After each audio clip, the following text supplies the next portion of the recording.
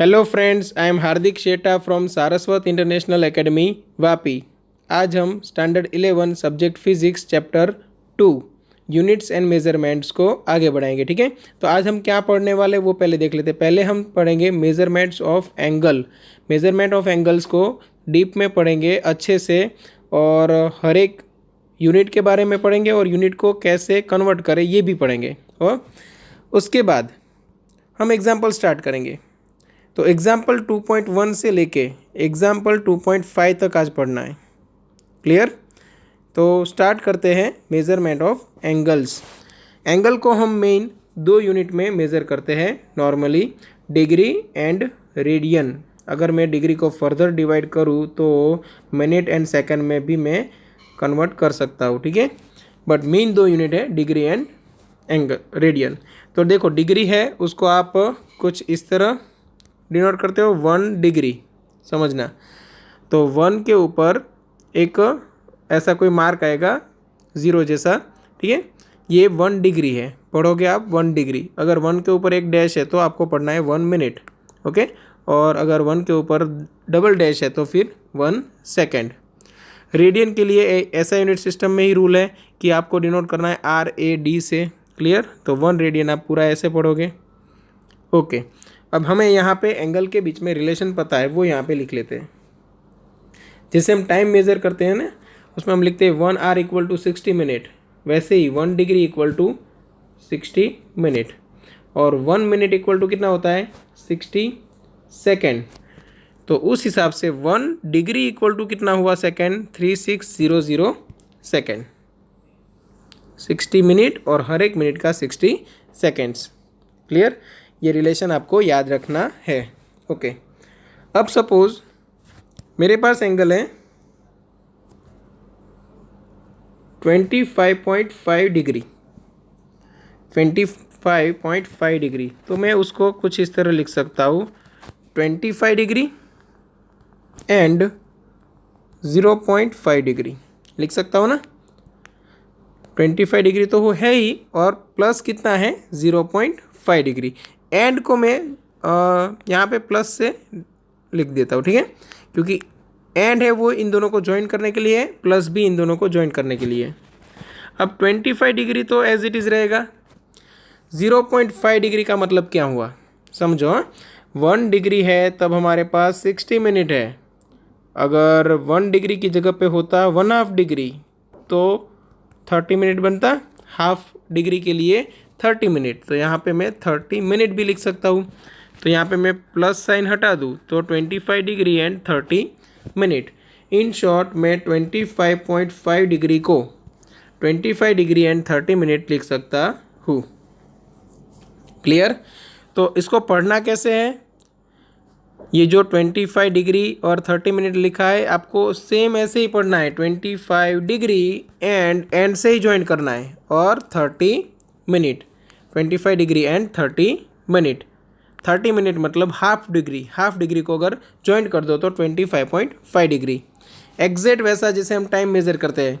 Suppose मैं आपको पूछूं कितना टाइम हुआ, तो आप बोलोगे कि 5:30 बजे। ठीक है, 5:30 बजे, तो 5:30 का मतलब क्या हुआ 5.5 आवर। और 5.5 को हम ऐसे भी लिख सकते हैं ना, 5 आवर एंड 30 मिनट। ओके, तो ये बहुत ही ईजी है। अभी आगे बढ़ते हैं। सपोज आपको बोला गया 34.25 डिग्री, तो आपको लिखना पड़ेगा 34 डिग्री प्लस 0.25 डिग्री। ये हम क्या सीख रहे हैं कि डिग्री में अगर कोई एंगल है पॉइंट में, तो उसको फुल नंबर में अगर हमें चाहिए तो डिग्री और मिनट में कैसे कन्वर्ट करें। तो ये 34 डिग्री एज इट इज़ और 0.25 डिग्री है। ठीक है ना, बट हमें कन्वर्ट करना है मिनट में, तो इंटू क्या कर दूँ 60। अब इंटू 60 कर दिया तो ये पूरा क्या बन गया मिनट, क्योंकि 1 डिग्री इक्वल टू, आप यहाँ पे देख सकते हो ब्रैकेट में बॉक्स में, 1 डिग्री इक्वल टू 60 मिनट है। तो 60 मिनट से मैंने मल्टीप्लाई कर दिया, मतलब ये 34 डिग्री प्लस ये आ जाएगा 15 मिनट। ओके, और प्लस साइन में हटा सकता हूँ, तो मैं ऐसे लिख सकता हूँ इसको 34 degree and 15 minute. In short मैं 34.25 डिग्री को 34 डिग्री एंड 15 मिनट लिख सकता हूँ। क्लियर? ये आगे बढ़ते हैं। सपोज मुझे बोला गया कि मेरे पास एंगल है वो 18 डिग्री एंड 36 मिनट है। अब मुझे कन्वर्ट करना है ये डिग्री में, तो मुझे 18 डिग्री अलग लिखना पड़ेगा और 36 मिनट भी मुझे अलग लिखना है, तो मैंने प्लस से सेपरेट कर दिया। अब 18 डिग्री तो है ही, बट 36 जो मिनट है उसको डिग्री में कन्वर्ट करना है, तो 60 से डिवाइड करना पड़ेगा, तो ये बन गया डिग्री। याद रखना कि अगर आपको डिग्री से मिनट में जाना है तो मल्टीप्लाई बाय 60 होगा। अगर आपको मिनट से वापस डिग्री में आना है तो फिर क्या करना पड़ेगा, आपको डिवाइड बाय 60 करना पड़ेगा। क्लियर? तो यहाँ पे मैंने डिवाइड बाय 60 कर दिया। अब ये आंसर क्या आएगा सोचो, तो ये 18 degree as it is plus 36 divide by 60 मतलब 0.6 डिग्री आया। अब प्लस को मैं हटा दूँ तो 18.6 डिग्री हो गया। तो 18 डिग्री एंड 36 मिनट को मैं कुछ इस तरह लिख सकता हूँ। क्लियर?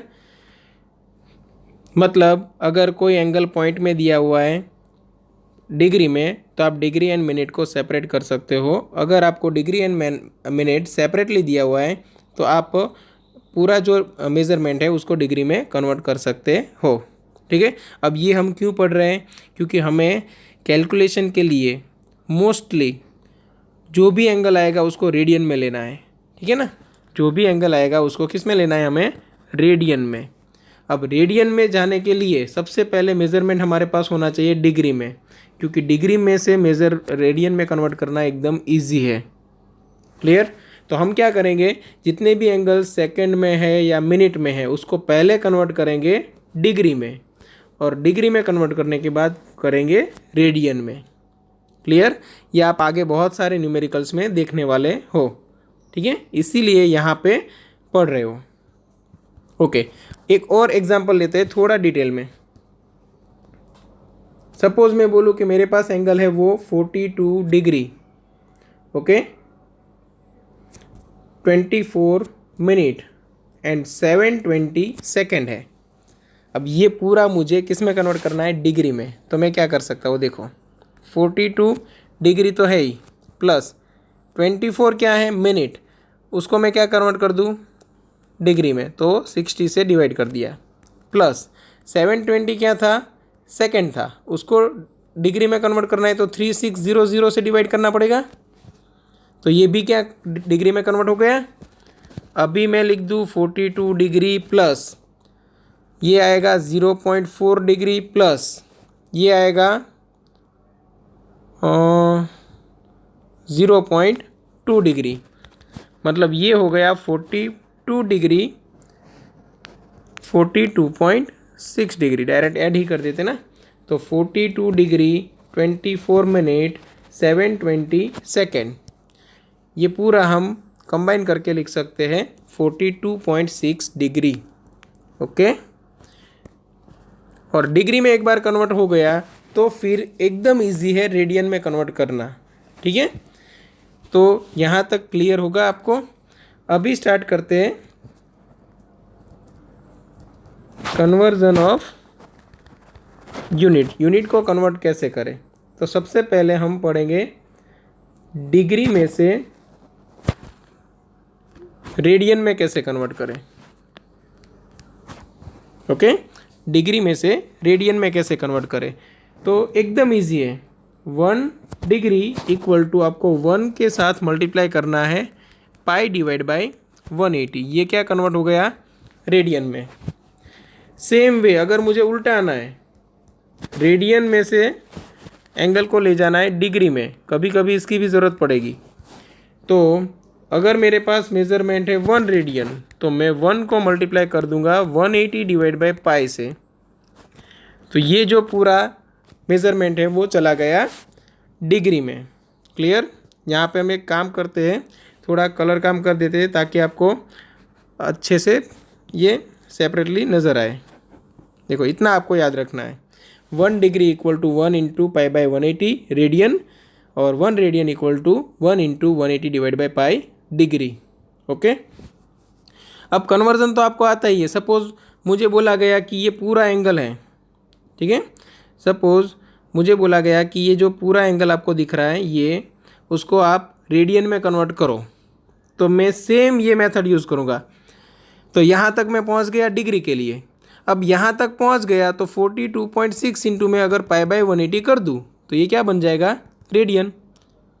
समझ में आया। मतलब मिनट में एंगल है या सेकंड में है एंगल, मुझे सबसे पहले उसको कहाँ पे लेके जाना है, डिग्री में। अब डिग्री तक पहुँच गया तो डिग्री से फिर हमारे पास फॉर्मूला है, π/180 कर दो, रेडियन में कन्वर्ट हो जाएगा। क्लियर। पाई की वैल्यू पे खास ध्यान दो। पाई की वैल्यू मैं लूँगा 3.14, ये जो वैल्यू है वो रेडियन में है। क्लियर। और पाई की वैल्यू अगर मैं 180 लूँ तो वो किस में है, डिग्री में है। क्लियर। तो ये भी आपको याद रखना है। ओके, यहाँ तक क्लियर होगा आपको। ओके, अभी जो हम न्यूमेरिकल्स पढ़ने वाले हैं उसमें ये जितना भी आप बेसिक नॉलेज यहाँ पे आपने गेन किया उसका यूज़ करोगे, ठीक है। तो ये डिग्री, मिनट और सेकंड मेज़रमेंट है वो कितना होता है वो यहाँ पे हम देखते हैं। सपोज़ कोई एक इंसान ऐसे सर्कुलर ट्रैक के ऊपर दौड़ रहा है और यहाँ से यहाँ तक है रेडियस। ओके, ये स्टार्टिंग पॉइंट है और यहाँ से उसने पूरा एक सर्कल कंप्लीट किया, ठीक है। तो जो सेंटर में जो आदमी था उसने अपनी नज़र कुछ ऐसे घुमाई होगी यहाँ से इतनी, तो ये जो एंगल है वो पूरा कितना है, 360। और अगर ये 360 के मैं दो पार्ट निकालूँ इक्वल, तो ये एंगल कितना बनेगा, 180 डिग्री। 180 डिग्री के भी मैं दो पार्ट करूँ तो इक्वल, तो ये एंगल कितना बनेगा, 90 डिग्री। ओके, अगर ये पूरा जो सर्कल था उसमें 360 डिग्री था, अगर उसको मैं 360 पार्ट में डिवाइड करूँ तो एक छोटा सा एंगल मुझे मिलेगा, शायद इससे भी छोटा। ओके, ये एंगल क्या बनेगा, 1 डिग्री। अब ये हम अच्छे से क्लियर देख नहीं पाएंगे क्योंकि अभी जो मैंने ड्रॉ किया है उससे भी छोटा होगा ये 1 डिग्री, ठीक है। अब ये 1 डिग्री के अगर मैं डिविजन्स करूँ, टोटल 60 डिवीज़न, तब हर एक डिवीज़न का मेज़रमेंट होगा मिनट। ओके, मतलब ये 1 डिग्री है उसके मैं ऐसे 60 डिविजन्स करूँ तब मिलेगा मुझे 1 मिनट। ओके, हर एक मेज़रमेंट है वो 1 मिनट का होगा। और ऐसा कोई एक 1 मिनट है उसके डिवीज़न करूँ टोटल 60, तो हर एक डिवीज़न है उसका मेज़रमेंट होगा 1 सेकेंड। सोचो 1 सेकेंड जो एंगल है वो कितना छोटा होगा। मतलब जब हमें एंगल है वो वेरी स्मॉल साइज़ में मेज़र करने होंगे तभी हम मिनट एंड सेकेंड का यूज़ करेंगे। ओके, तो अभी न्यूमेरिकल पे चलते हैं।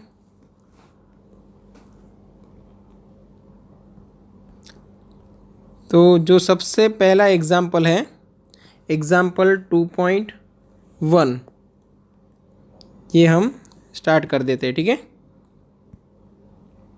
आप कैलकुलेटर साथ में रख सकते हो सॉल्यूशन के लिए।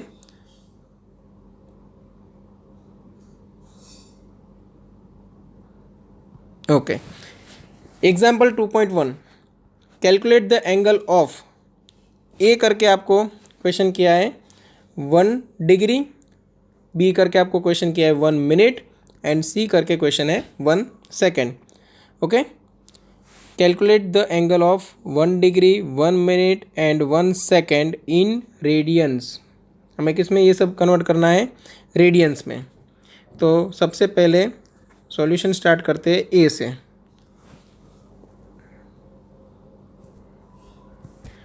ए में क्या था, 1 डिग्री। चलो 1 डिग्री को मैं रेडियन में कन्वर्ट करना चाहूँ तो पाई डिवाइड बाई क्या करना पड़ेगा 180, और पाई डिवाइड बाई 180 करूँ कैलकुलेटर में तो मेरा आंसर आएगा सपोज ये 3.14 डिवाइड बाई 180, तो आंसर आ रहा है 0.017444444 है। ओके, ये बनेगा रेडियन में। जैसे ही मैंने पाई बाई 180 मल्टीप्लाई कर दिया ये बन गया रेडियन। इसको कुछ इस तरह लिख सकते हैं 1.74 इंटू 10⁻⁻² रेडियन। पॉइंट के बाद सेकेंड या थर्ड डिजिट है, उसमें अगर कोई थोड़ा बहुत वेरिएशन है तो चलेगा। ठीक है, जैसे कि आंसर 1.74 की जगह पे 1.75 आया तो चलेगा, क्योंकि एक्चुअल आंसर था वो ऐसे था 1.744444। ओके, आगे बढ़ते हैं। हमारा सेकंड क्वेश्चन, 1 मिनट को हमें कन्वर्ट करना है रेडियन में। एकदम इजी है। सबसे पहले कहाँ पे पहुँचना है हमें, डिग्री पे। मतलब 1 मिनट इक्वल टू 1/60 क्या बना, डिग्री। अब डिग्री को किस में कन्वर्ट करना है, रेडियन में। रेडियन में कन्वर्ट करने के लिए पाई बाई 180 है ही। देखो यहाँ पे ऑलरेडी डिग्री में था, इसीलिए मैंने डायरेक्ट मल्टीप्लाई कर दिया पाई बाई 180 पे। ओके, यहाँ पे मिनट में था तो सबसे पहले मैंने कन्वर्ट किया डिग्री में, डिग्री के बाद हम गए रेडियन पे। ओके, तो यहाँ पे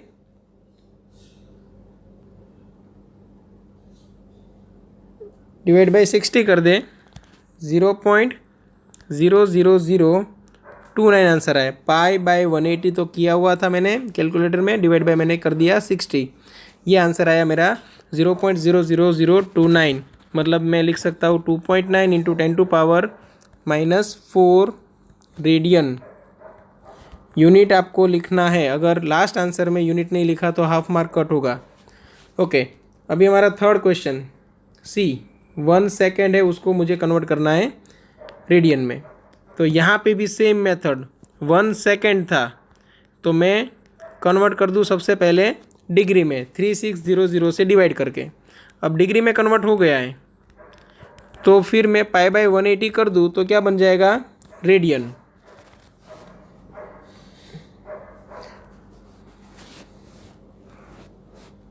तो यहाँ पे 3.14 डिवाइड बाई 180 डिवाइड बाई 3600।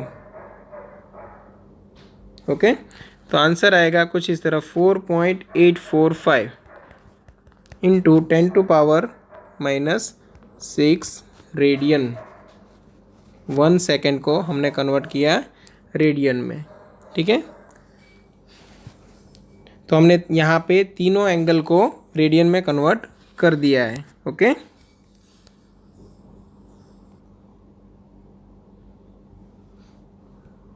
तो ये एग्जाम्पल 2.1 फिनिश हुआ। अब स्टार्ट करते हैं एग्जाम्पल 2.2। देखो ये क्वेश्चन थोड़ा बड़ा है, तो आपको ये क्वेश्चन में जितने जितने स्टेटमेंट्स है वो अच्छे से समझने हैं। ठीक है ना, और आपको साथ साथ इमेजिन करते जाना है कि यहाँ पे क्या क्या हो रहा है। उसके लिए आप क्या करोगे, आपको ये सोचना है कि आप एक हेलीकॉप्टर में बैठे हुए हो और वो ज़मीन से थोड़ी हाइट के ऊपर है, और ऊपर से आप नीचे ग्राउंड में जो हो रहा है उसकी एक इमेज बना रहे हो। ठीक है, कैसे वो आपको समझ में आ जाएगा। देखो, a man wishes to estimate the distance of a nearby tower from him. He stands at a point capital A in front of tower C. देखो यहाँ तक जो स्टेटमेंट है उसके लिए हम इमेज बनाते हैं। ठीक है, he stands at a point capital A in front of tower C. Okay, बस यहाँ तक की। तो समझ लो कि यहाँ पे किसी एक पॉइंट पे वो इंसान खड़ा है ए, और यहाँ पे कोई एक टावर है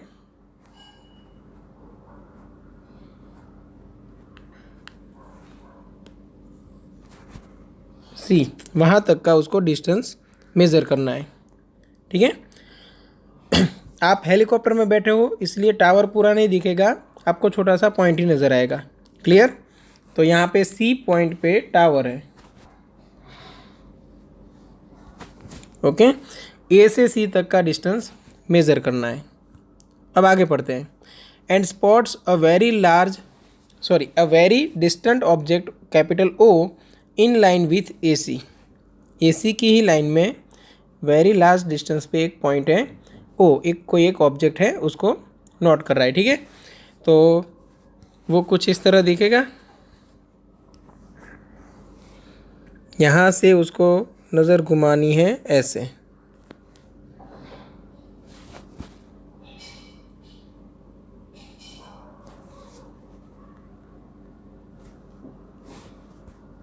क्लियर?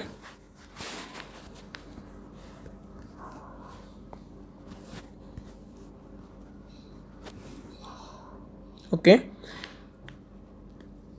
और वेरी लार्ज डिस्टेंस पे ऑब्जेक्ट था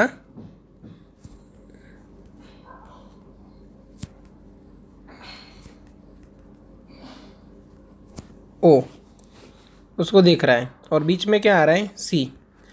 अब उनको, ये जो इंसान है उसको ए से सी तक का डिस्टेंस मेज़र करना है, ये हमें फाइंड करना है। ठीक है, उसके बाद देखो, he then walks perpendicular to A C up to B और डिस्टेंस ऑफ 100 मीटर। ओके, अब यहाँ तक देखते हैं।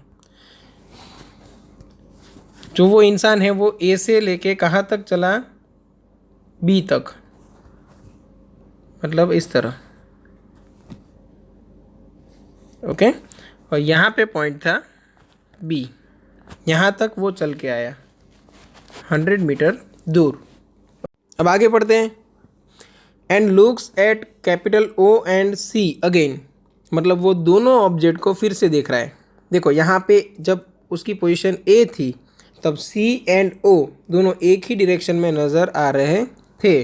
अब जब उसने डिस्टेंस ट्रैवल कर लिया 100 मीटर, फिर वापस ओ एंड सी को देख रहा है, तब क्या होगा? तो उसको अपनी जो डायरेक्शन थी देखने की वो चेंज करनी पड़ेगी। मतलब यहाँ से ये डायरेक्शन में वो सी को देख पाएगा। ठीक है,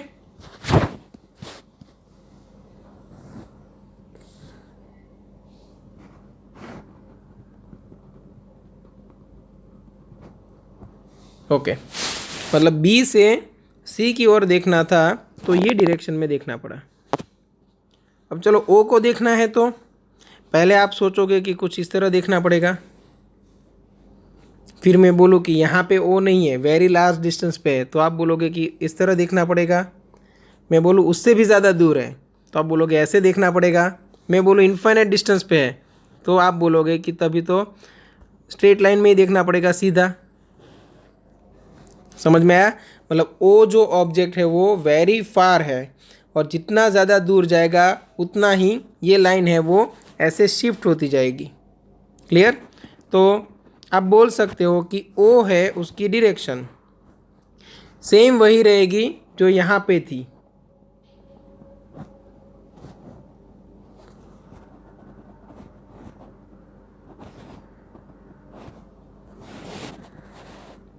ये ओके, इससे पहले के वीडियो में हमने ये डिस्कस किया था कि आप अगर बस में ट्रैवल कर रहे हो तो नज़दीक का जो पेड़ है वो आपको देखने के लिए आपको अपनी नज़र घुमानी पड़ती है, इसीलिए वो अपने से ऑपोजिट डायरेक्शन में मूव होता हुआ नज़र आता है।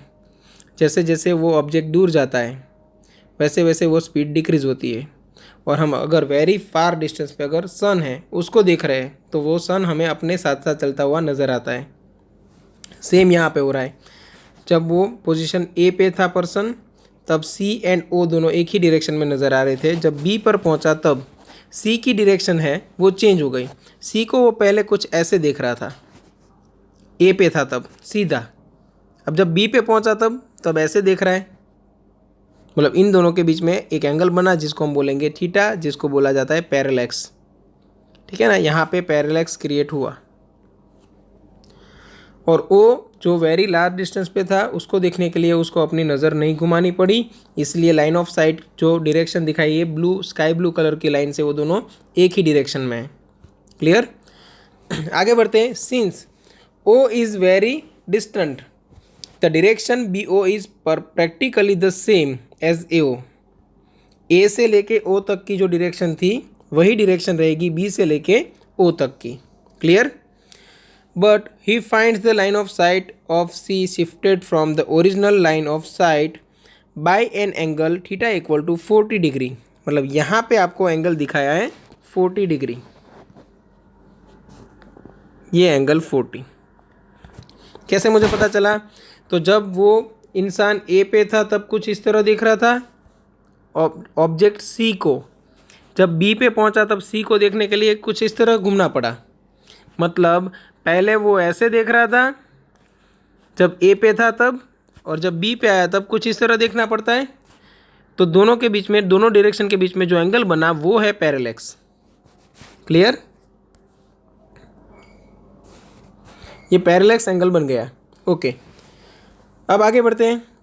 Estimate the distance of the tower C from his original position A. मतलब हमें ये डिस्टेंस मेज़र करना है।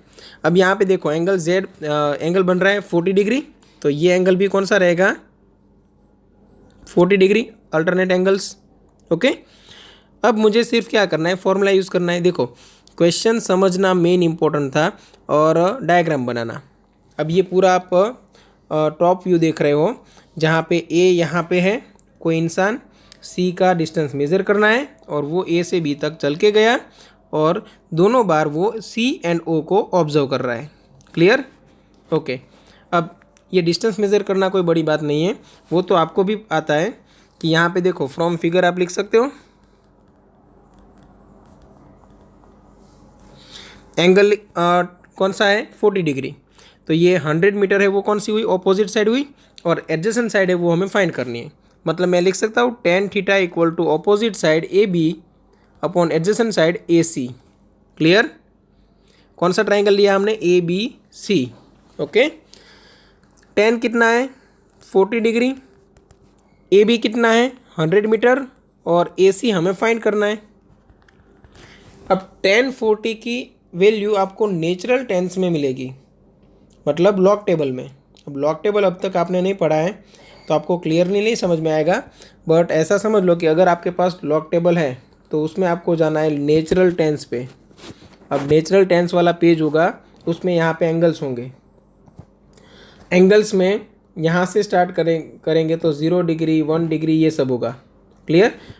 वैसे आपको नीचे तक जाना है, कहाँ तक? 40 डिग्री तक। 40 डिग्री के जस्ट यहाँ पे बाजू में एक वैल्यू नज़र आएगी आपको, और वो वैल्यू होगी कुछ इस तरह 8391 समथिंग। तो आपका आंसर आएगा 0.8391। tan 40 का आंसर आएगा 0.8391। अगर ये लॉग टेबल का कंसेप्ट है तो यहाँ पे समझ में नहीं आया तो मत टेंशन लो, क्योंकि हम ये आगे पढ़ने वाले हैं। ठीक है? तो ये tan 40 डिग्री क्या है? तो उसकी वैल्यू मुझे मिली 0.8391 इक्वल टू 100 अपॉन ए सी। तो ए सी आपको क्या मिलेगा? 100 डिवाइड बाई 0.8391, और वो मेरा आंसर आएगा 119 पॉइंट समथिंग है, बट उसको इग्नोर किया जा सकता है। तो टेक्स्ट बुक में जो आंसर लिखा है वही हम यहाँ पे लिख रहे हैं। क्लियर? अभी जो एग्जाम्पल है, एग्जाम्पल 2.3, 2.4 और 2.5 जो आज हम पढ़ने वाले हैं वो एकदम ईजी है। तो अभी थोड़ा रिलैक्स हो जाओ और हेलीकॉप्टर से नीचे उतर जाओ। अभी चलते हैं मून का डिस्टेंस मेज़र करने। ठीक है? The moon is observe from two diametrically opposite points A and B on earth. The angle theta subtended at the moon by two directions of observation is 1 degree and 54 minutes.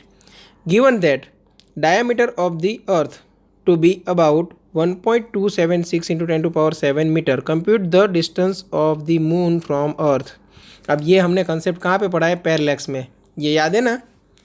तो हम एक काम करते हैं, ये जो डायग्राम है उसी को कॉपी कर लेते हैं समझने के लिए। ठीक है? तो ये पूरा कॉपी हो गया।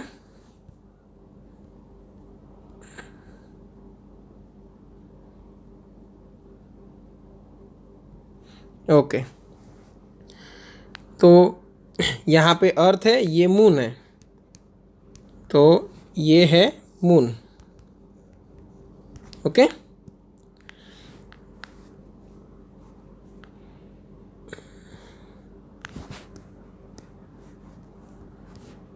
और देखो यहाँ पे हमें कौन कौन सी डिटेल दी हुई है वो यहाँ पे नोट डाउन कर लेते हैं। अर्थ का डायमीटर दिया हुआ है, कितना है? ये है 1.276 into 10⁻7 metre, 1.276 into 10⁻7 metre.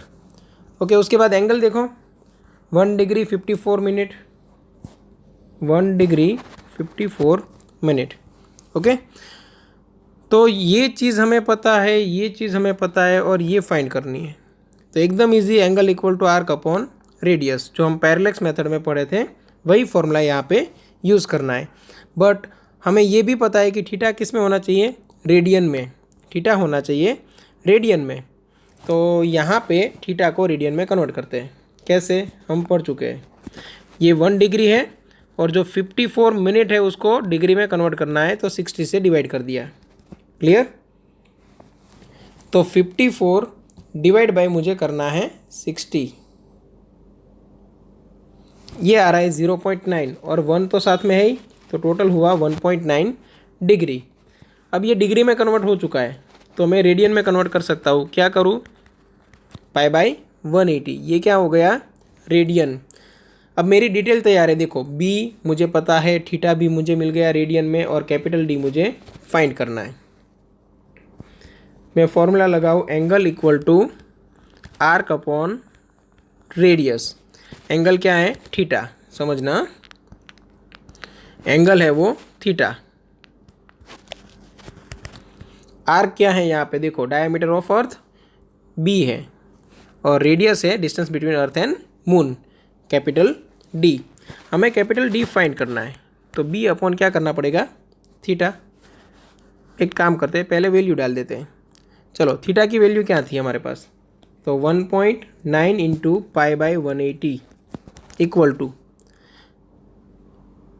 B की वैल्यू थी 1.276 इंटू 10⁻7, 1.276 इंटू 10⁻7, और डिवाइड बाई था कैपिटल डी। अगर मुझे कैपिटल डी चाहिए तो 1.276 into 10⁻7 is as it is रहेगा, 180 ऊपर जाएगा, और 1.9 इंटू 3.14 नीचे आएगा। 3.14 क्या है? पाई की वैल्यू। ओके, तो 1.276 into 180 divide by 1.9 divide by 3.14, मेरा आंसर आ रहा है 38.498 into 10⁻7 metre. Okay, text book में दिया है 3.84, बट मैं यहाँ पे कर रहा हूँ 3.85, क्योंकि 4 के बाद 98 जो थोड़ी बड़ी वैल्यू है, तो मैं 4 को कन्वर्ट कर रहा हूँ 5 में। ओके, इंटू 10⁻8 मीटर, क्योंकि एक पॉइंट मैंने इधर शिफ्ट कराया था, तो मैंने पावर में एक नंबर बढ़ा दिया। ये आंसर क्लियर है? तो सिंपल है, आपको सिर्फ डिटेल लिखनी है क्वेश्चन के ऊपर से, कोई 2 चीज़ दी हुई है इसमें से, और तीसरी फाइंड करनी है। ठीक है, और फॉर्मूला सेम है, angle equal to arc upon radius. Okay, अभी सेम ऐसा क्वेश्चन है एग्जाम्पल 2.4, वो पढ़ लेते हैं। ये रहा, the sun's angular diameter is measured to be 1920 seconds. Okay, समझना, एंगुलर डायमीटर मेजर कर रहे हैं, मतलब ये क्या हुआ कि हम एक ही पॉइंट से सन को ऑब्जर्व कर रहे हैं। अब उसके लिए भी हम सीख चुके हैं। यहाँ पे देखो सेकेंड डायग्राम होगा हमारे पास, हम पहले पढ़े थे, ये रहा, इसको कॉपी कर लेते हैं।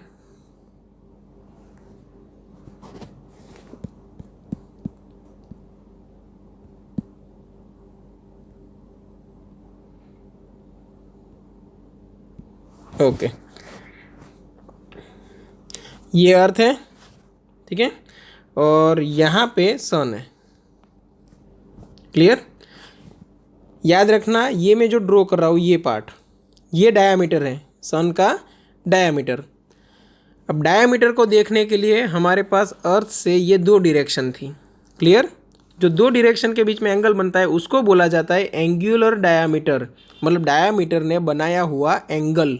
ओके, तो डायामीटर और एंगुलर डायामीटर उन दोनों में डिफरेंस है। डायामीटर क्या होगा? जो सन का एक्चुअल डायामीटर है उसकी वैल्यू, मतलब वो मीटर में आएगा। और एंगुलर डायामीटर है वो किस में आएगा? वो एक एंगल है तो वो रेडियन में आएगा, या तो डिग्री मिनट में हम मेज़र करते हैं वैसे। तो sun's angular diameter is measure to be 1920 seconds. Okay, मतलब यहाँ पे डिटेल लिखूँ तो मेरे पास एंगुलर डायमीटर अल्फ़ा है वो 1920 सेकेंड्स है।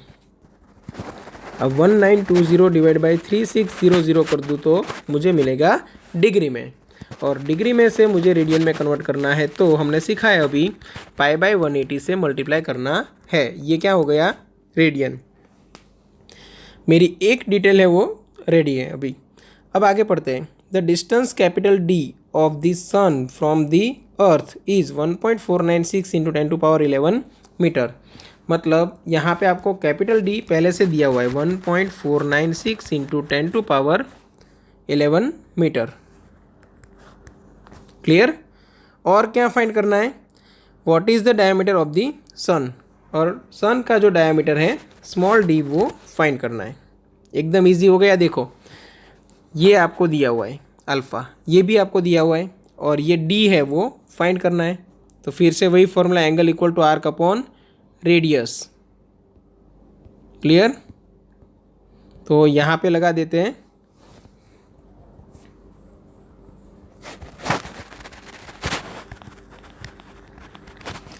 एंगल कौन सा है? अल्फ़ा। आर्क कौन सी है? तो डायमीटर। और रेडियस कौन सा है? डिस्टेंस बिटवीन अर्थ एंड सन। हमें डी फाइंड करना है तो अल्फ़ा इंटू कैपिटल डी करना पड़ेगा। अब अल्फ़ा की वैल्यू क्या है? 1920 divide by 3600 into pi upon 180, और कैपिटल डी क्या दिया हुआ है? 1.496 इंटू 10⁻11, 1.496 इंटू 10⁻11। अब देखते हैं इसका आंसर क्या आता है।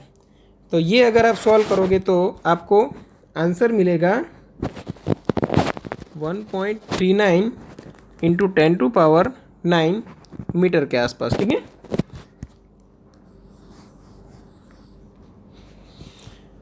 ओके। एग्जाम्पल 2.5 देखते हैं। If the size of a nucleus की साइज है जो कि रेंज में है 10⁻−15 metre to 10⁻14 metre, okay, is scaled up to the tip of a sharp pin. What roughly is the size of an atom? Assume tip of the pin to be in the range 10⁻5 to 10⁻4 metre. Okay, इसका मतलब क्या हुआ? देखो ये example को solve कैसे करना है। सबसे पहले कि अगर मैं एक इंसान है उसकी हाइट में रखूँ इतनी, ओके, और उसके बाजू में कोई दूसरा इंसान है उसकी हाइट में रख रहा हूँ इतनी। अब ये जो पूरा सिस्टम बना है उसको मैं स्केल अप कर रहा हूँ। मतलब सपोज़ कि हम ये एक टीवी में देख रहे थे और हम जब बाजू में दूसरा टीवी रख रहे हैं और उसकी साइज़ बड़ी है तो हमें ये कुछ इस तरह दिखेगा। तो यहाँ पे एक इंसान की हाइट बढ़ रही है तो दूसरे की भी तो बढ़ रही है। एक इंसान की हाइट बढ़ रही है तो दूसरे इंसान की भी हाइट यहाँ पे बढ़ रही है। सेम वे अगर मैं एटम के अंदर, समझो ये एटम है, ये एटम है, और एटम के अंदर जो न्यूक्लियस है उसकी साइज़ में इंक्रीज़ कराऊँ तो ये जो पूरा एटम है उसकी भी साइज़ इंक्रीज़ होगी। सिर्फ अगर सेंटर की साइज़ इंक्रीज़ कराऊँ तो साथ साथ पूरे एटम की साइज़ यहाँ पे इंक्रीज़ हो रही है। क्लियर है? सेम यहाँ पे कहा है कि अगर मैं न्यूक्लियस है उसकी साइज़ को स्केल्ड अप करके एक शार्प पिन है उसकी जो टिप होती है उसकी साइज़ के बराबर कर दूँ तो एटम की साइज़ क्या होगी?